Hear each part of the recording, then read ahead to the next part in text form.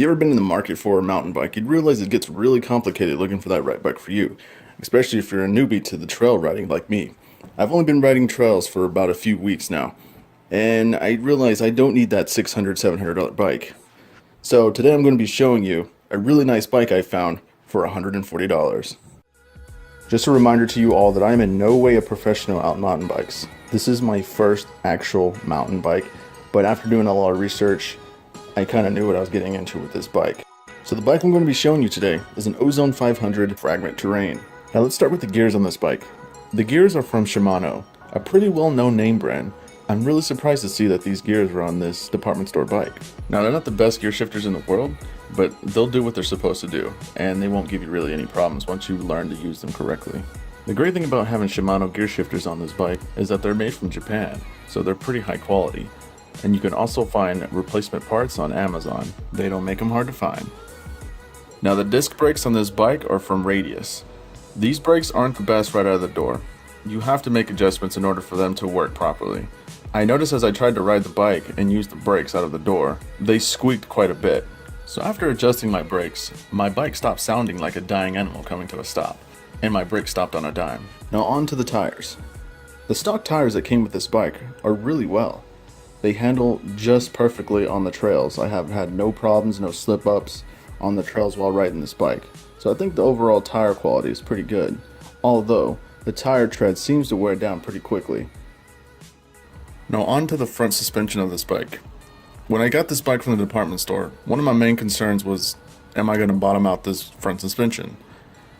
I'm around 200 pounds, and I thought for sure I was going to bottom out this front suspension when riding trails.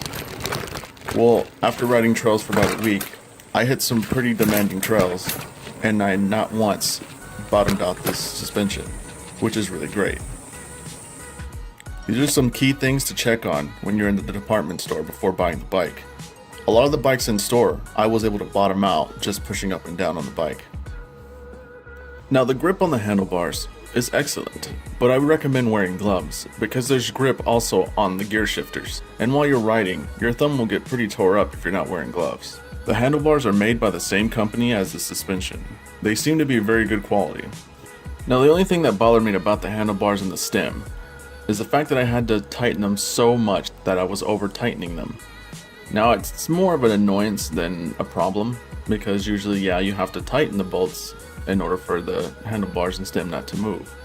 But I literally had to sit there for 15 minutes straight tightening every bolt until I couldn't tighten no more. But once you tighten them all down, it's perfect, nothing moves. Now another question you probably have about this bike is, how heavy is it? Well, the bike frame is all aluminum, but it doesn't really feel like it. The overall weight of the bike is around 37 to 38 pounds. It's not the heaviest, but it's not the lightest either. Now the frame of this bike has pre-installed bolts allowing you to install a water bottle or an air pump like this one. Now this is a 29-inch bike. I am 5'9" and 200 pounds. The rims, the tires, and tubes have all held up to my weight. I thought for sure, at least on the 4th or 5th day of riding, I was going to bend a rim or pop a tire, but nothing like that has ever happened yet. As long as you stick to the correct PSI on these tires, which is 40 PSI, you will not have any problems like that whatsoever. And now the pedals. The pedals are made by the same company as the suspension and the handlebars. The pedals are good quality in my book. I've beaten these pedals up on tremendous amount of rocks, and they still held up. But for being standard equipment, it's pretty good. Now I left the worst for last. Usually it's the best, but this is the worst. It's the seat.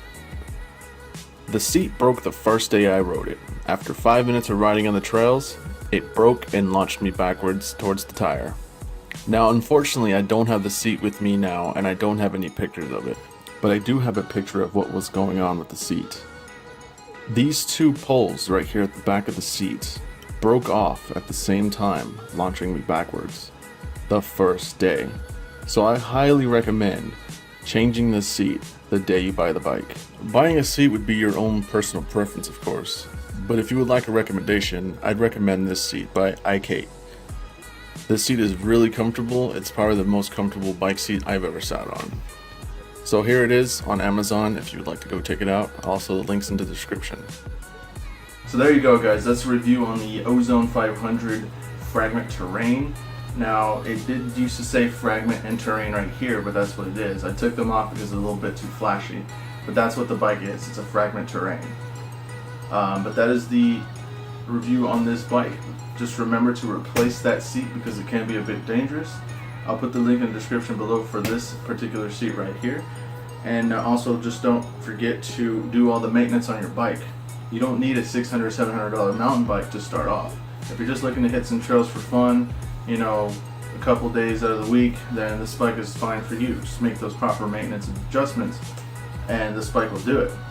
So there it is, you guys. Thanks for watching. If you like to see more of these videos, don't forget to hit subscribe, leave me some likes, and don't forget to hit that notification bell at the bottom so you can see more of my uploads. See you in the next one.